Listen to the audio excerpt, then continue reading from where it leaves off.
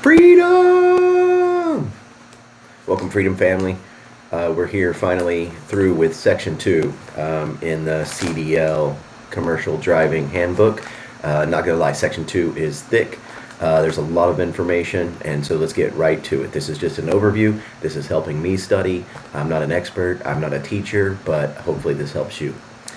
So just overall, this section, like I said, is really long. It includes a lot of stuff, and I'm just going to go through that at a high level. Then I'm going to spend my time kind of taking us through the answers to the different sections so we can get on the same page there. Overall, it covers vehicle inspection, basic control of your vehicle, shifting gears, seeing the different ways that you can communicate as a driver to other drivers, managing your space. This is in front of you, behind you, to the sides of you, above you, below you, controlling your speed, seeing hazards, discussing what is a hazard, the types of hazards, the main way to be safe there, distracted driving, aggressive drivers versus road rage drivers, and how to deal with those individuals. Night driving, driver fatigue, driving in the fog, winter driving, hot weather driving, railroad and highway crossings, mountain driving, driving emergencies, anti-lock braking systems, skid control and recovery, accident procedures, fires, alcohol and other drugs and driving, simple do not do it, and hazardous materials. So like I said, there is a lot in this section.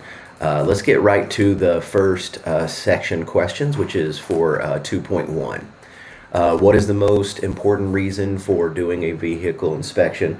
Obviously, safety. The main way to prevent a lot of the things I just said in terms of hazards and fires are just ensuring you're starting out with a safe vehicle. What things should you check during a trip? Always be checking your gauges. Use your senses, your eyes, your smell, your ears. Those are really important and critical items when you go to stop. Name some key steering system parts.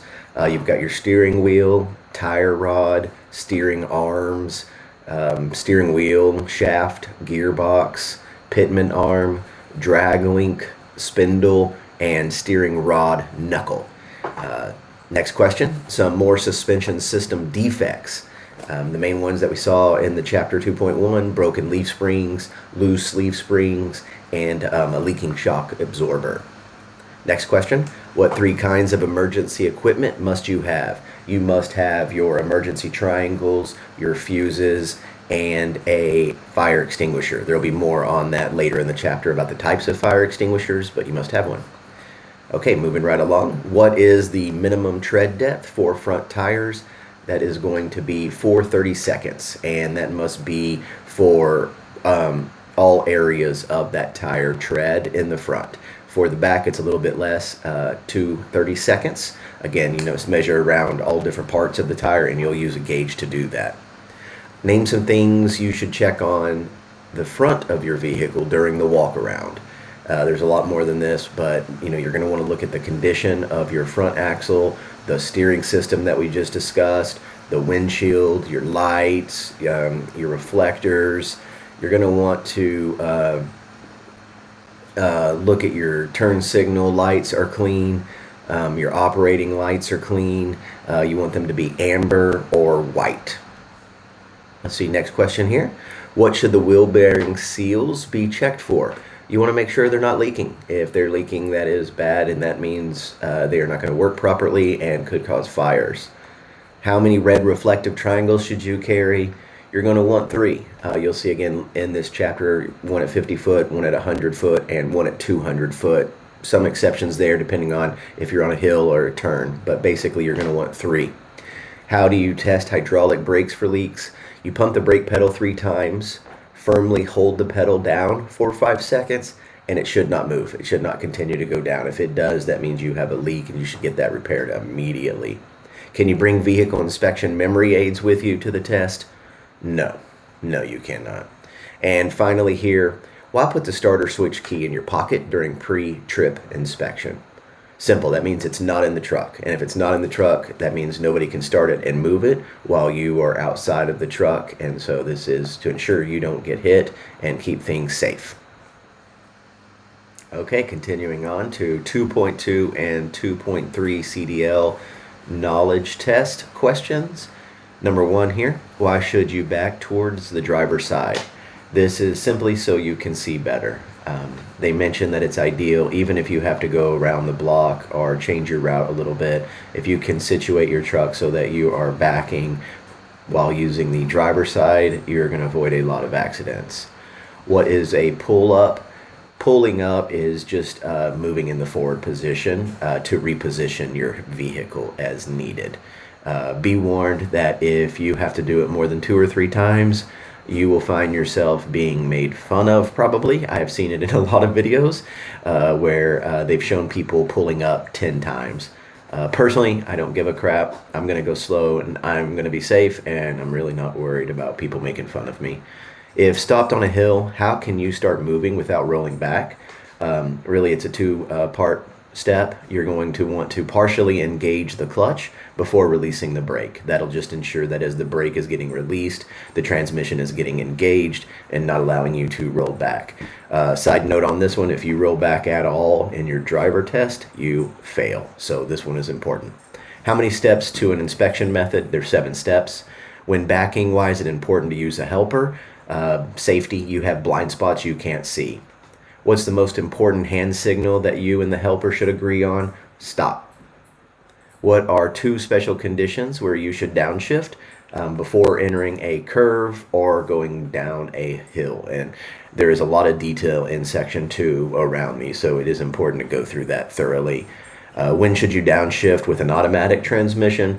Just going down a hill. There's really only one time. You do not have to worry about it when entering a curve. Retarders keep you from skidding when the road is slippery. True or false? That is false. They help you slow down as you're going down a hill, but they have nothing to do with skidding on a slippery road. What are 2 ways to know when to shift? You're going to be thinking about your engine speed and your road speed. Okay, continuing on, we are at subsections 2.4 and 2.5 and 2.6 of the CDL knowledge test. How far ahead does the manual say you should look? 12 to 15 seconds is the answer there. And what are the 2 main things to look for when you're looking ahead? Both cars coming into your lane, whether head on or to the side, and other vehicle brake lights. What is the most important way to see the sides and the rear of your vehicle? Mirrors. You've got mirrors all over and need to be looking at them constantly. Ensure you adjust them before you get started. What does communicating mean in safe driving? Signaling what you intend to do. What is safety when communicating and driving? It is simply signaling what you intend to do. What 3 things add up to total stopping distance? You've got perception distance. That's how long does it take your brain to realize you need to brake. You've got reaction distance. That's how long it takes your brain to make your foot hit the brake pedal. So how long does it take your brain to realize there is some reason to stop? Perception. How long does it then take your foot to hit the brake? That is reaction distance. And then you've got your braking distance, which is once the foot has hit the brake pedal, how long does it take the vehicle to actually stop? Those 3 components make up the total stopping distance. If you go twice as fast, will your stopping distance increase by 2 or 4? The answer is 4. It's going to take you 4 times as long to stop. So speed dramatically increases the stopping time of your vehicle. Empty trucks have the best braking. True or false? That is false. Gravity and the weight of that vehicle, in addition to your shocks, your brakes, every component of that is operating at its highest when full. It was built to be full, and so you're actually going to stop better when the vehicle is full versus empty. What is hydroplaning? Basically water skiing. That is when you are no longer getting the traction from the road, and because of a thin layer of water, you are on top of that and just skating across the road. Likewise, black ice, the final question. Black ice is when there's just a thin layer of ice, so you're actually seeing the road beneath and can just look black, can look like normal road, and if you don't understand the specific things to look for, and is extremely dangerous when you hit it. Okay, we're cruising right along. We are now in subsections 2.7 and 2.8. Let's dive right in. How do you find out how many seconds of following distance space that you have? To know how much space you have to wait till the vehicle ahead passes a shadow on the road or a pavement marking or some kind of clear landmark. Then you just count off seconds, 1,000, 2, 1,000, 3, 1,000, and until you reach the same spot of where you started to mark them. Compare your count with the rule of 1 second for every 10 feet of length. So if you counted to 1,000, then you are 30 feet away, which, by the way, is too close. If you are driving a 30-foot vehicle at 55 miles an hour, how many seconds of following distance should you allow? 4. Should you decrease your following distance if somebody is following you too closely? True. You should increase that distance if someone's following you. That gives you more space to stop if something goes wrong. If you swing wide to the left before turning right, another driver may try to pass you on the right. True or false? That is true. If you're going to start to swing left so that you can go out around, as you're doing that, you can see how it's going to look like you're just going to make a left turn. They're in a hurry. They're going to start to go around you. You do not want to do that. What is a hazard? A hazard is any single road condition or other road user, driver, bicyclist, pedestrian, that is a possible danger. And then finally, for section 2.7 and 2.8 questions, why make emergency plans when you see a hazard? Well, when you see a hazard, think about the emergencies that could develop. And when you start to realize the critical nature of those emergencies, it becomes clear that you're going to want to have a plan or a way to take action that is going to help you avoid that. In this way, you'll be a prepared defensive driver who will improve your own safety as well as others on the road. Okay, we're now in subsections 2.11, 2.12, 2.13, and 2.14. You should use your low beams whenever you can. False. High beams help you see further. So as long as nobody's oncoming or 500 feet within you, high beams is the way to go. What should you do before you drive if you are drowsy? Sleep. What effects can wet brakes cause, and how can you avoid these problems? They can be weak, they can grab, they can be uneven. And so to avoid these problems, you're just going to want to slightly, in bad conditions, push down on the brakes so that they're keeping all that water and stuff out, but not so much that you're actually braking, and that will help. You can also, once you get through a puddle or once you get through something, same technique, just kind of push on those brakes, let everything work itself out of the braking mechanism, and that'll ensure that those three things don't happen. You should let air out of your tires so that the pressure goes back to normal when it's really hot. False. You do not want to let air out of your tires in that condition. It will go back down, and then you don't want to have low air pressure, which is one of the most dangerous things, can cause fires and all kinds of problems. You can safely remove the radiator cap as long as the engine isn't overheated. False. It doesn't matter if the engine is overheated. If it's running and heated at its regular temperature and you try to take that cap off, it will fire out, it will burn you. You do not want to do that until the engine has cooled. There they go on a walk. Bye. Okay, we're moving right along. Subsections 2.9 and 2.10 of your CDL Test Your Knowledge. I think we're doing good here, so let's just take a little sip. Okay, back to it.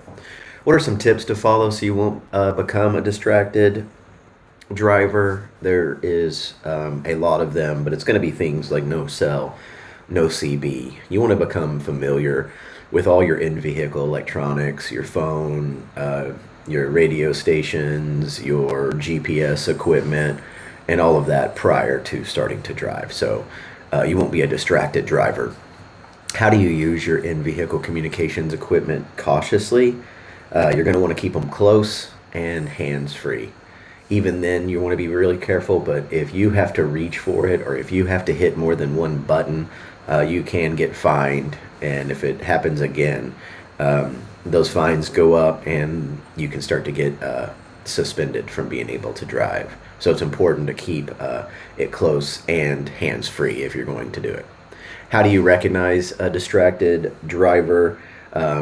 You're going to look for, drifting lanes. You're going to look for vehicles that have inconsistent speeds. They look like they're fiddling with maps or food or cigarettes. Just drivers who appear to be involved in deep conversations, or you have passengers in the car with them. Those are some of the ways that you can recognize a distracted driver. What is the difference between aggressive driving and road rage? Aggressive drivers are going to try to get their way. They're going to try to intimidate you. They may honk. They may tap their brake lights in front of you. They may throw their arm out the window. A road rage driver, they are trying to hurt you. They are trying to physically assault you. And so both are dangerous. But when you come across a road rage person, you're going to want to be careful. So that's the next question. What should you do when confronted with an aggressive driver? The best thing you can do is try to get out of their way, to ignore them.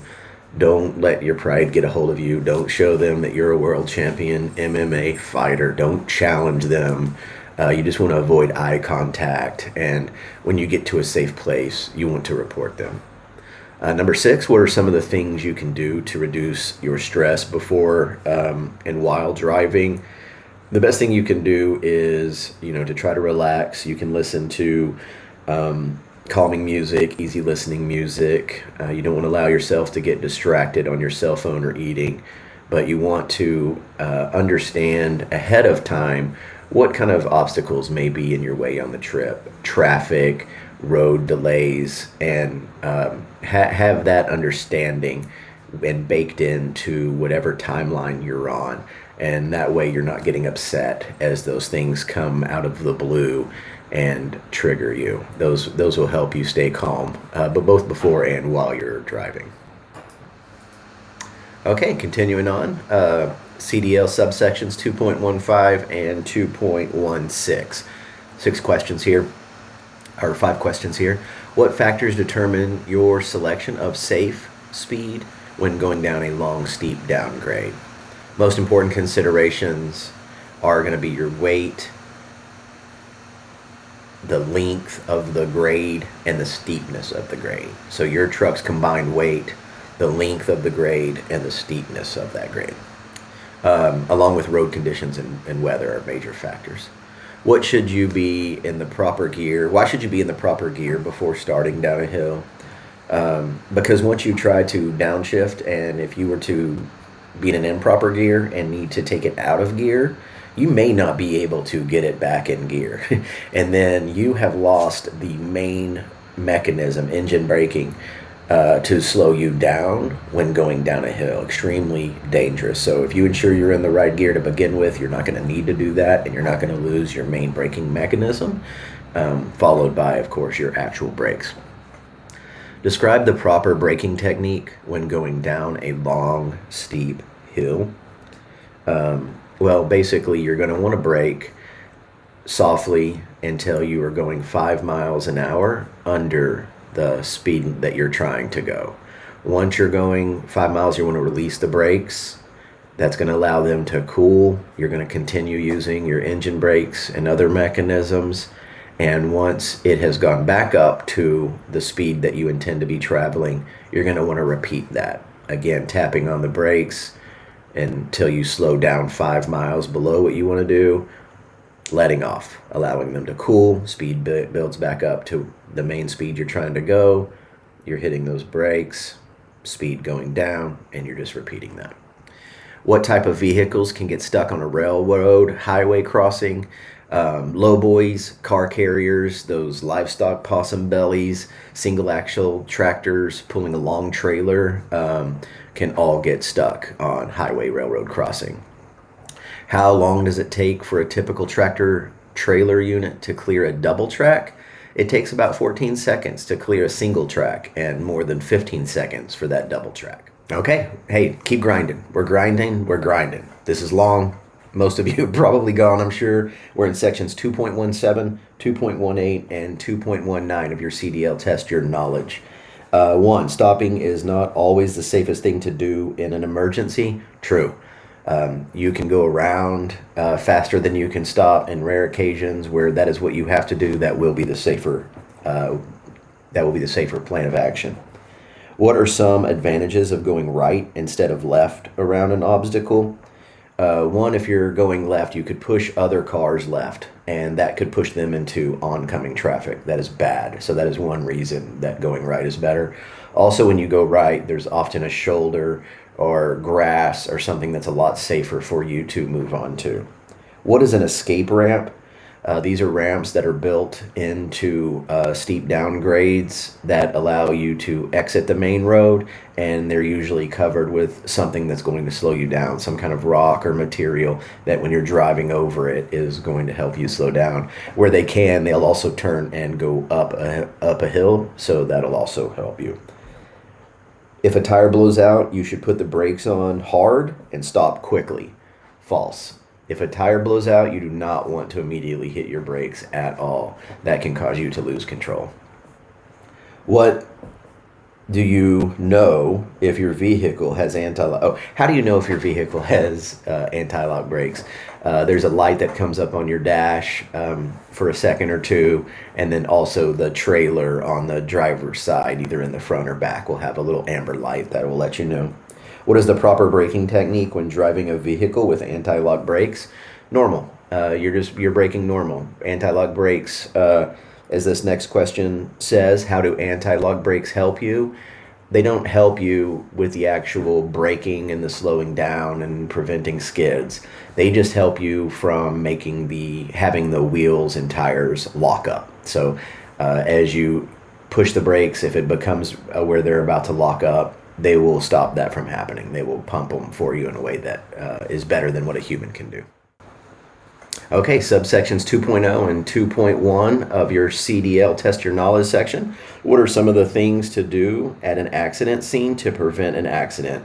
The number one thing you can do is pull all the way off the road. Help any other vehicles get all the way off the road. That's the number one thing that you can do.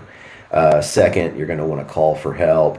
And you can help with some of your emergency equipment by putting up the reflective triangles and that. But the first thing first is to get all the way off the road. If there's somebody that's injured, you want to go and help them, but only after you've done that, because you don't want to cause more problems and get more people injured. Name 2 causes of fires. Well, as I mentioned earlier, with the tire pressure, tires are a main cause of fire. So whether it's duals, rubbing, or low tire pressure, those can definitely cause fires. When using a fire extinguisher, should you get as close to the fire as you can? No, you should not. You should get as far away from that fire as you can. Name some causes of vehicle fires. Accidents, as we mentioned, tires, there's cargo that can flame up, electrical fires, exhaust can cause fires. This is why your pre-trip inspection is so important. Again, we mentioned that earlier. There's a lot of causes for fires. They can almost all be avoided if you just ensure that your equipment has been inspected and is ready for safe travel. Okay, guys, we made it. This is the final subsections of Section 2. 2.22 and 2.23. First, common medicines and colds can make you sleepy. Yeah, true. Coffee and a little fresh air will help a drinker sober up. False. Only time can sober you up. What is a hazardous material placard? It just shows you what hazardous materials are in the vehicle. It's about 10 inches. It's a diamond shape, goes in the front, back, and sides of the vehicle, and allows everyone to know what you're hauling, and then therefore the procedures to handle it if something were to go wrong, especially if you've been knocked out and you can't communicate that. Why are placards used? As I just said, to warn other people of what you're carrying. All right, that was some great grinding, Freedom Landers. Let's have a little bit of a drink. Job well done. And now we're going to move on to section 3.